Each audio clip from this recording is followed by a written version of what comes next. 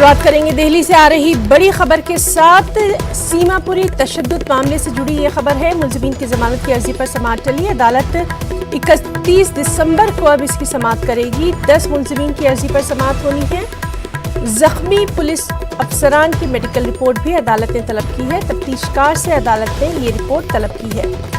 तो आपको बताएं कि दिल्ली के सीमापुरी तशद्दुद मामले से ये जुड़ी खबर है, जिसमें मुलजिमीन की जमानत की अर्जी पर समाअत टल गई है। अब अदालत 31 दिसंबर को इसकी सुनवाई करेगी।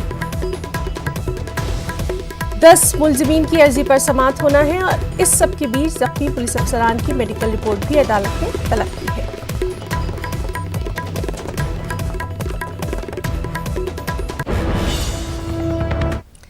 और अब हम आपको सीधे लिए चलते हैं त्रिवेंद्रम, जहां पी चिदम्बरम खिताब कर रही हैं। Never allow Hindu Rashtra. And Mohan Bhagwat says all 130 crore people are Hindus. How can we accept that? In America, there are 35 crore people. 40 lakh people are Indians. Suppose the American president announces one day, all 35 crore people are Christians. You will accept it? Will you accept it? In England, there are 40 lakh people. Suppose the Queen announces one day, all people in England are Christians. Will you accept it? What is this nonsense? What is this mockery going on? If he says we are all Indians, we accept it. But how can he say we are all Hindus? We are Indian Hindu. We are Indian Muslim. We are Indian Christian. We are Indian Malayali. We are Indian Tamil. We are Indian Bihari.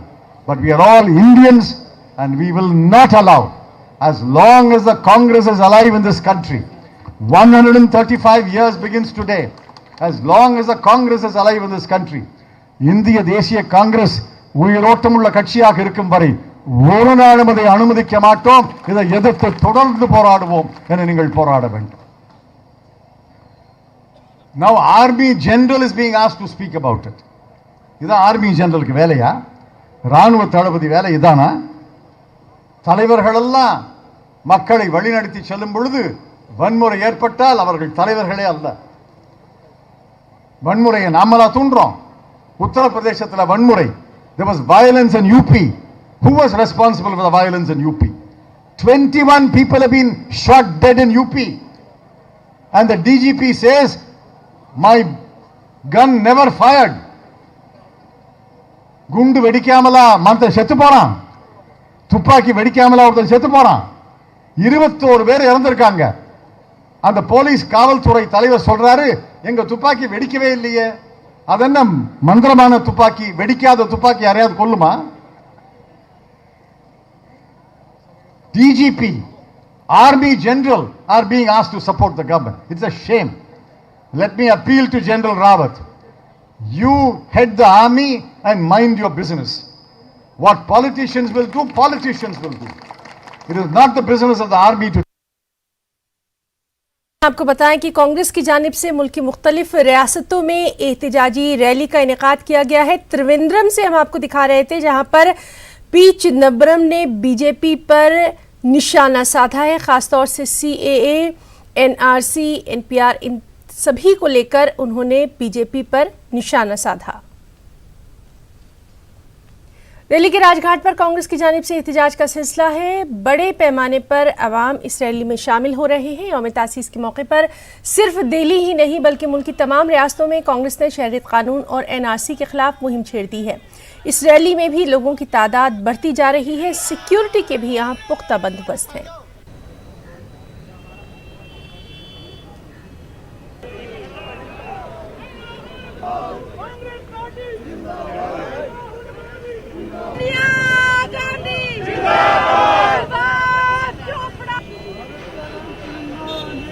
पर खड़े हैं और कहीं ना कहीं अपनी बात को बुलंद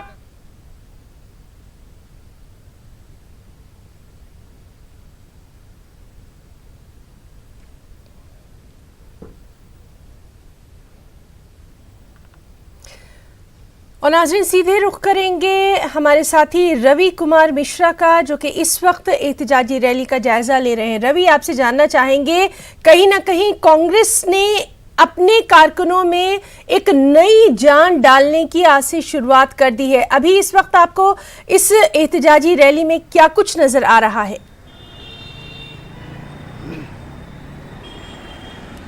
बिल्कुल हिना, बता देना चाहूँगा आपको कि दिल्ली प्रदेश कांग्रेस कमेटी की तरफ से आज एक पैदल मार्च जो कि राजघाट की तरफ लाया गया और तमाम कार्यकर्ता और दिल्ली प्रदेश कांग्रेस से जुड़े हुए तमाम राजनेता इस प्रोटेस्ट मार्च में मौजूद थे। साफ तौर पर देश बचाओ संविधान बचाओ इस मुहिम का नाम रखा गया और कहीं ना कहीं देश भर के अलग अलग राज्यों में कांग्रेस अपनी स्थापना दिवस पर अपने स्वर, अपनी आवाज़ बुलंद करने की कोशिश कर रही है।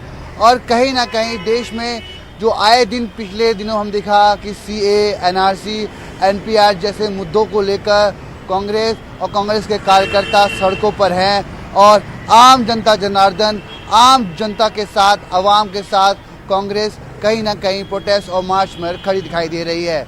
जी रवि, आपसे जानना चाहेंगे, ये जो मार्च है ये लगातार तमाम मुल्क के हिस्सों में देखा जा रहा है। इस वक्त दिल्ली में अभी आगे का क्या कुछ प्रोग्राम रहने वाला है?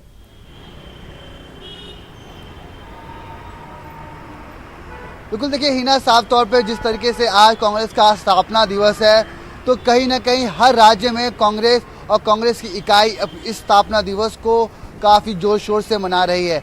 बात करें प्रियंका गांधी की तो प्रियंका गांधी आज लखनऊ में है, तो वहीं राहुल गांधी भी आज असम दौरे पर है। साफ तौर पर कहीं ना कहीं आवाज़ और अपने स्वर बुलंद करने की कोशिश की जा रही है और आज दिल्ली में दिल्ली प्रदेश कांग्रेस कमेटी की तरफ से ये एक पैदल मार्च निकाला गया जो कि साफ तौर पर राजघाट तक लाया गया, जहां पे तमाम कार्यकर्ता सड़कों पे आए, हाथ में बैनर था, देश का तिरंगा था और साफ तौर पर उनका कहना है कि NRC, NPR, CA जैसे मुद्दे को लेकर सरकार भ्रम फैला रही है और कांग्रेस जनता के साथ है।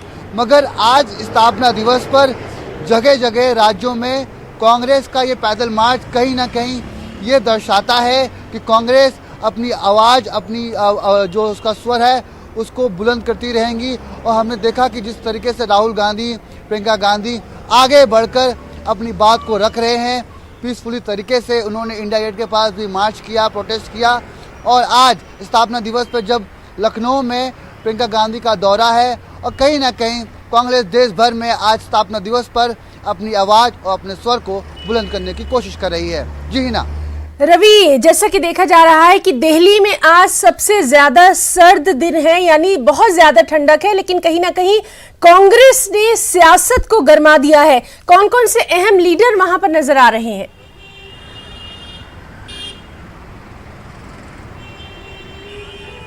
बिल्कुल, देखिए साफ तौर पर दिल्ली का आज काफ़ी सर्द दिन माना गया है। कई 100 साल का रिकॉर्ड टूट गया है। दिल्ली में काफ़ी बेहद सर्दी है और बात करें तो 6 डिग्री सेल्सियस तापमान दर्ज किया गया है, जो कि अभी कुछ देर पहले का है।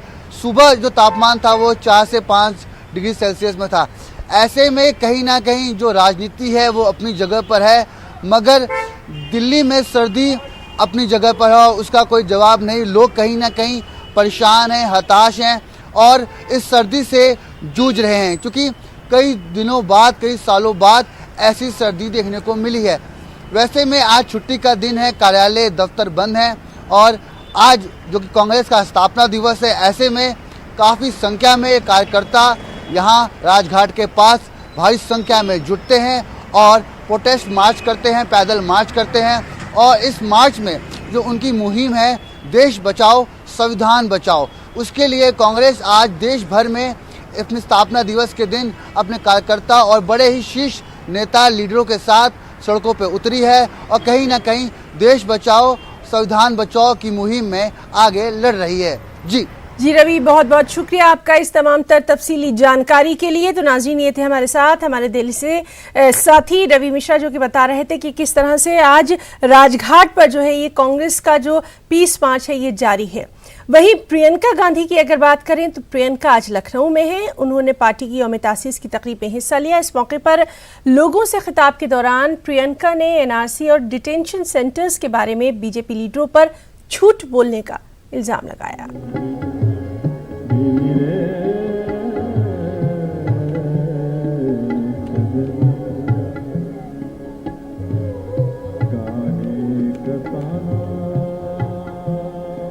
सोचिए कि इस प्रदेश की सरकार, इस देश में जो सरकार चल रही है, दोनों के खिलाफ अगर हम आवाज नहीं उठाएं तो हम अपना कर्तव्य का पालन नहीं कर रहे हैं।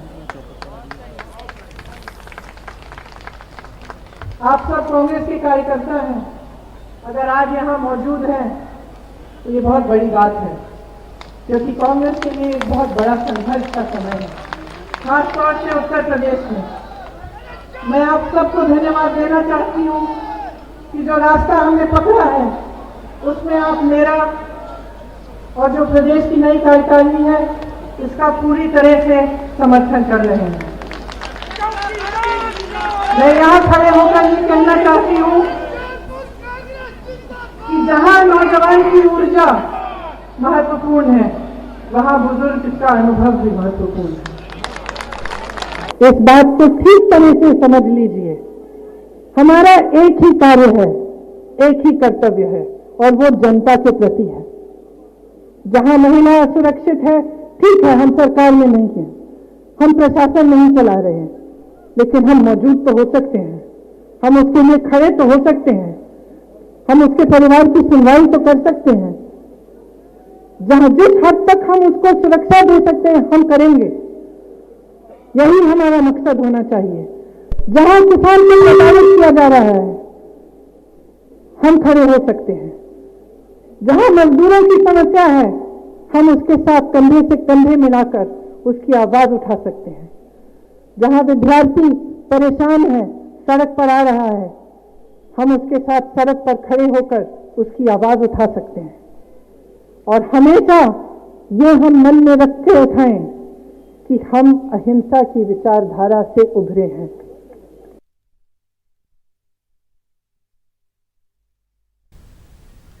और लखनऊ में प्रोग्राम के दौरान प्रियंका गांधी की सिक्योरिटी में भारी चूक देखने में आई। शांति मार्च में शामिल एक शख्स ने सिक्योरिटी की घेराबंदी को तोड़ते हुए प्रियंका गांधी के पास वो पहुंचा। जब तक सिक्योरिटी पहुंचती तब तक प्रियंका ने खुद आगे बढ़कर उस शख्स से बात की। उस शख्स को दूर भगाने वाले सिक्योरिटी अमले को उस शख्स को भगाने से रोक दिया। तस्वीरों में आप देख सकते हैं कि किस तरह से ये शख्स प्रियंका तक जा पहुंचा और अपनी बात कही। 2 मिनट के लिए बैठ जाए प्लीज भैया।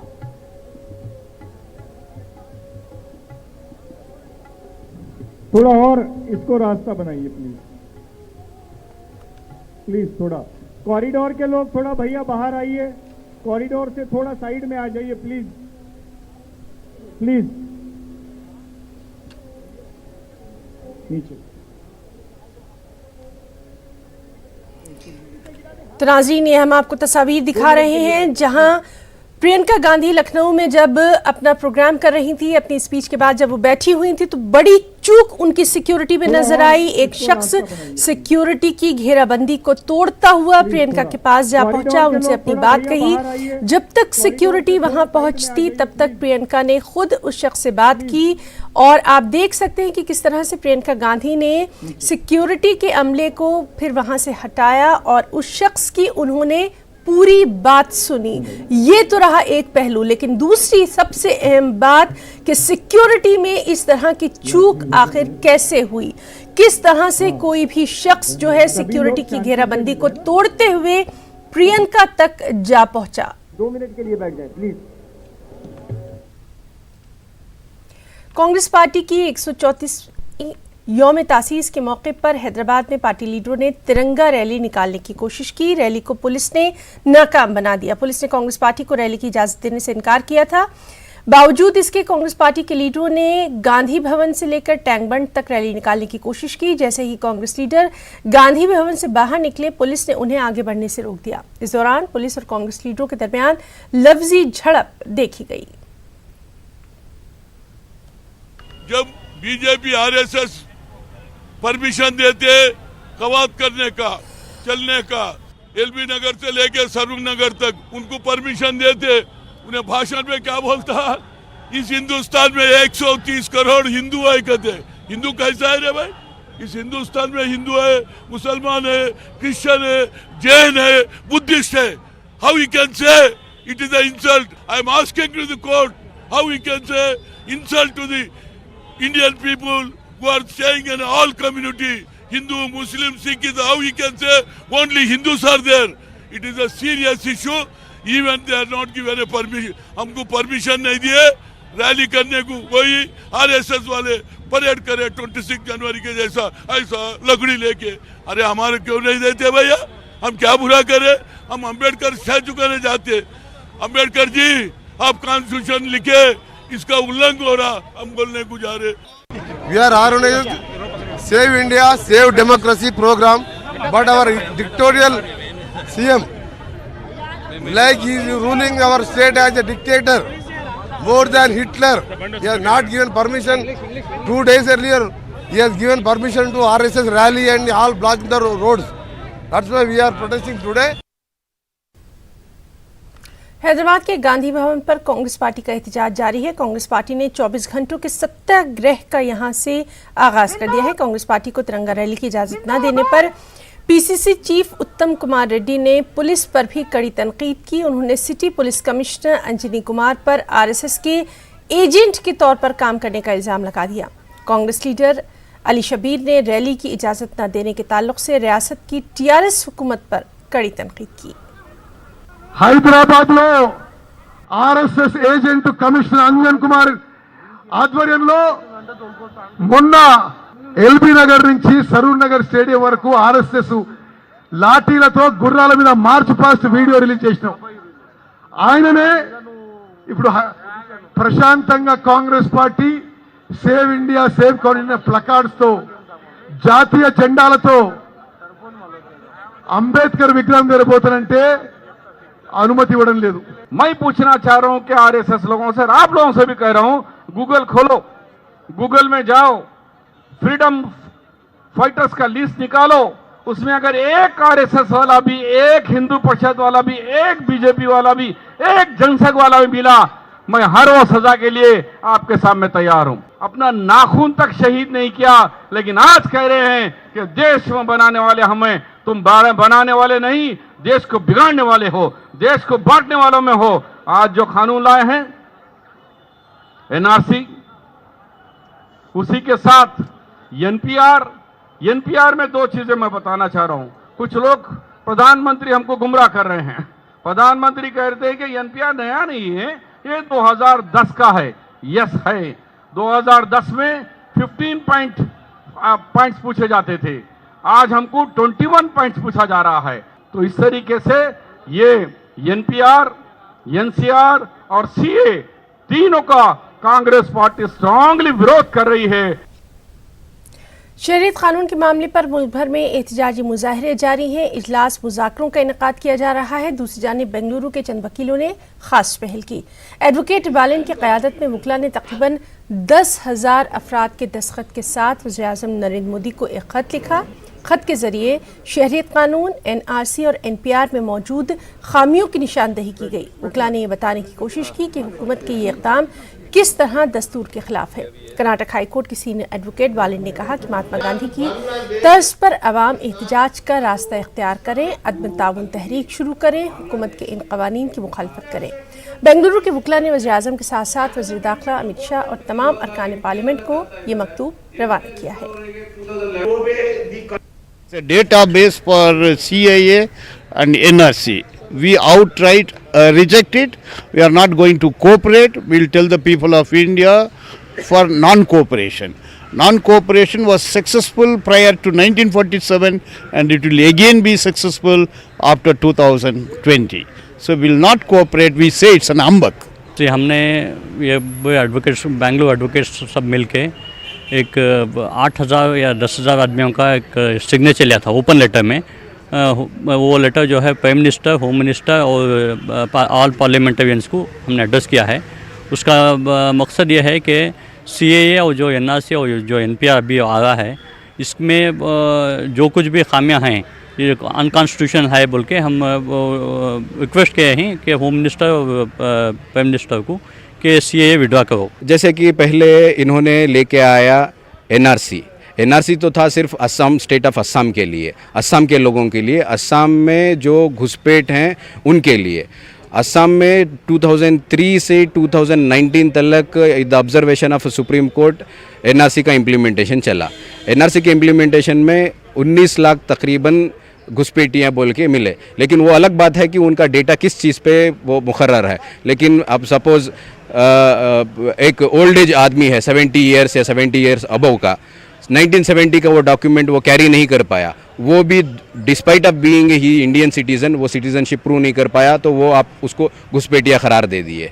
We are against to CAB, NRC and NPR because the residents of India are not only the Muslims. It is not only against Muslims. They are demanding to prove their citizenship, those who are resident of India, saying that by way of documents. The peoples like Muslim, not only Muslims, the peoples in the tribal area, the tribes, more particularly the nomadic tribes, they are not having any documents. Till today, this government and government mechanism has not reached the root areas of the tribal forest land. Those peoples of Adivasis, tribes and more backward tribes, those who are not having any document, not even they are having voter ID. शहरियत तरमीमी कानून और NRC के खिलाफ एहतजाज का सिलसिला है कि थमने का नाम नहीं ले रहा। मुल्क के दीगर शहरों की तरह अमरावती में भी शहरियत तरमीमी कानून और एनआरसी के खिलाफ एहतजाज देखे जा रहे हैं। अमरावती में खवातीन की रैली निकाली गई। रैली में हज़ारों खवातीन ने शिरकत करके शहरियत तरमीमी कानून और एनआरसी के खिलाफ अपना एहतजाज दर्ज कराया।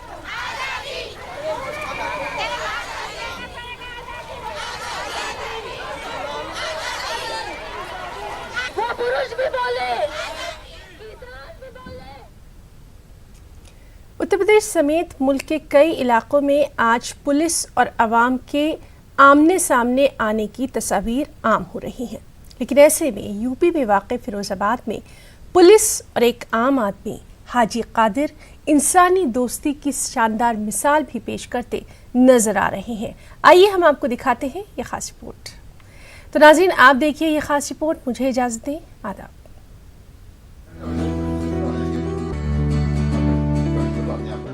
हाथों पर पट्टी बांधे ये हैं उत्तर प्रदेश के फिरोजाबाद के पुलिस एहलकार। इन्हें ये जख्म CAA और NRC की मुखालफत में पुरतशद्दुद एहतजाज के दौरान लगे हैं।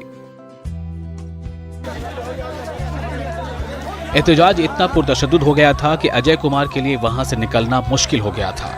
इस मुश्किल वक्त में अजय कुमार को हाजी कादिर नामी शख्स का सहारा मिला।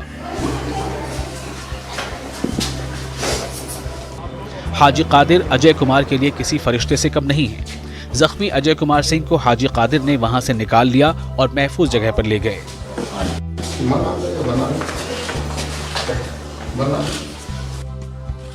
जिस वक्त अजय कुमार भीड़ के कहर का शिकार हुए, उस वक्त वो घर से ड्यूटी के लिए निकले थे। सर थाने पता दंगा फोन आया था कि आपकी ड्यूटी आप आइए, तो सर मैं ड्यूटी जा रहा था यहाँ से। हाजी कादिर ने अजय कुमार को बचाने के लिए खुद को भी खतरे में डाल दिया था। तो लोगों ने मुझे पीछे से घेर लिया, आगे से घेर लिया था, ईंट पत्थर और वो मारने लगे मुझ पे। तो मैं चिल्लाया तो हाजी साहब से, और तो उन्होंने मुझे बचाया और सामने एक दुकान, उसमें अपने मकान में घुसा के ले गए मुझे। दर्द से तड़पते अजय को हाजी कादिर ने बचाया भी और उन्हें हिफाजत के साथ पुलिस स्टेशन तक भी पहुंचाया। अजय थे सर, अजय सिपाही। हम लोगों को जब तक उनका नाम नहीं मालूम था सर, हमने तो सिर्फ इंसानियत के परिचय के साथ उनको बचाया, और बचाने के साथ मैंने अपने साथ ले जाके उनको थाने लेके गया और वहाँ पर उनसे इलाज के लिए फिर उनकी दवा ला के दी। सबसे ऊपर ये है कि मेरा एक सिपाही है और ये मेरी रक्षा के लिए लगाया गया है, और हम सबकी रक्षा करते हैं। ये क्यों ना हम इनकी रक्षा एक करें और देश में ये संदेश दें कि देखिए कि एक वर्दी हमारे लिए किस तरह से लड़ती है, और हम इस वर्दी की अपमान क्यों करें। हमें वर्दी का सम्मान करना चाहिए, सारे लोगों को करना चाहिए। अजय कुमार सिंह की वालिदा हाजी को दुआएं देते नहीं थक रही। बहुत बहुत हम तो भगवान के रूप में इनको देख रहे हैं भाई साहब को, और जानते हैं कि हमारा बच्चा बचा दिया तो भगवान नहीं है, मारने वाले से बचाने वाला बड़ा होता है। फिर भी हम इतना शुक्रिया, मैं तो उसी दिन से ही के हाजी सी से मुझे मुलाकात हो, मैं देखूं कि कौन से भाई साहब हैं, उन्होंने मेरा बच्चा को जान बचा दी। मैं उस दिन क्या था, को क्या हो जाता। यहाँ एहतजाज के दौरान हर एहतजाजी को हाजी कादिर से सबक लेने की जरूरत है, ताकि पुलिस और आम लोगों का रिश्ता और मजबूत और भरोसे के लायक हो सके।